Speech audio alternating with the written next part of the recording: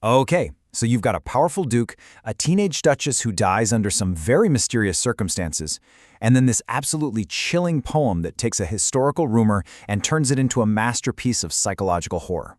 We're diving into the story of Robert Browning's My Last Duchess and the real-life mystery that still haunts it. So, let's set the scene. Imagine you're in a palace in Renaissance Italy. You're an envoy, a visitor, and the Duke himself is giving you a private tour of his art collection. He stops, pulls back a curtain, and shows you this painting. This, he tells you, is his former wife, Lucrezia de Medici. And this is how he begins. The opening lines, they sound simple enough, right? But that phrase, as if she were alive, it just hangs there in the air. It's this immediate, flashing red light that something is deeply, deeply wrong here. You're left with one question. What happened to her? Now, this monologue from the Duke comes to us from an 1842 poem, My Last Duchess, by the great Robert Browning. And this poem, it's really our primary piece of evidence. Think of it as a 56-line confession disguised as a casual chat about art. And this is the key to the whole thing. We only get one side of the story, his. And get this, the Duke is speaking to a totally silent listener who happens to be the representative for his next potential wife.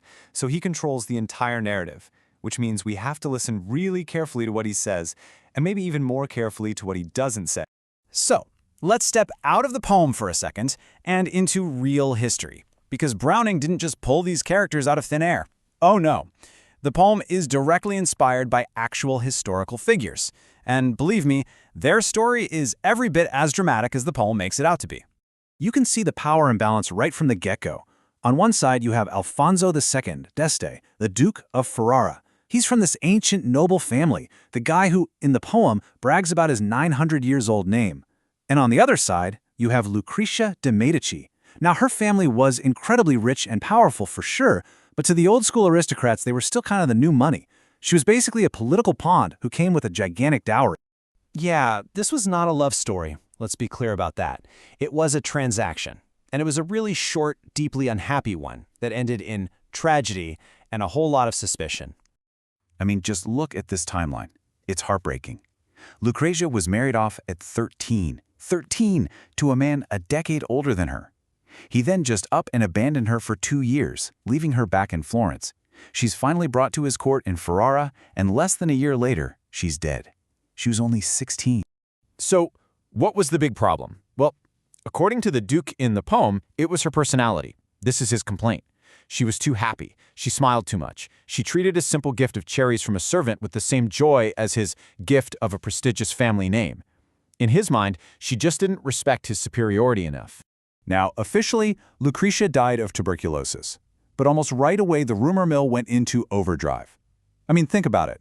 Her youth, the unhappy marriage, her all-powerful husband, it all just pointed to something way more sinister. For centuries, the suspicion has never really gone away. Was she poisoned?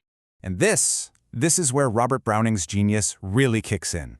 The poem doesn't try to solve the historical mystery. Instead, it uses that mystery to create this unforgettable psychological portrait of a truly chilling, totally unreliable narrator. The main tool Browning uses is called a dramatic monologue. It's brilliant. The speaker thinks they're in complete control, telling you all about their subject, but what they're really doing, without even realizing it, is revealing everything ugly and twisted about themselves. And the clues that this Duke is unreliable are all over the place. He claims he lacks skill in speech, classic false modesty, right before delivering this perfectly crafted poetic monologue. He keeps acting like the visitor is asking questions, but the guy never says a word. And the most telling sign of all, he's taken his living, breathing wife and turned her into a painting he can hide behind a curtain, an object he can finally totally control. So really, when you get down to it, this whole speech isn't about the Duchess at all. It's about the Duke's obsession with power and control, an obsession that, well, ultimately turns deadly. This is it, the climax of the entire poem. The Duke's frustration with her simple happiness grew, and then he delivers these 5 terrifyingly calm words. He doesn't say what the commands were. He doesn't need to. The result is just so absolute, so final. And just in case there was any doubt left, Browning himself cleared it up later.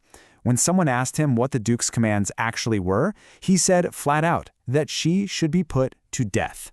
So there you have it. No ambiguity in the world of the poem. The Duke is a murderer.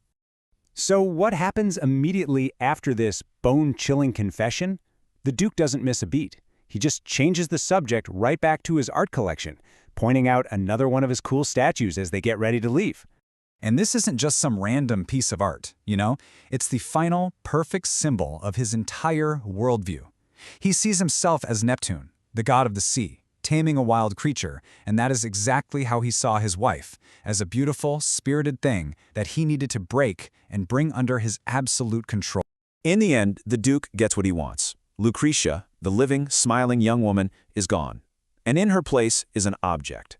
A portrait he can control, he can display, and he can interpret any way he wants. She is finally, and forever, his possession. Browning's poem is an absolute masterpiece of character study, but it leaves us with this really haunting question. The Duke got to tell his story, the Duchess was silenced. Her only image left is the one he curated for us. And it just makes you think about all the other portraits hanging in all the other museums and wonder, who got to tell their story?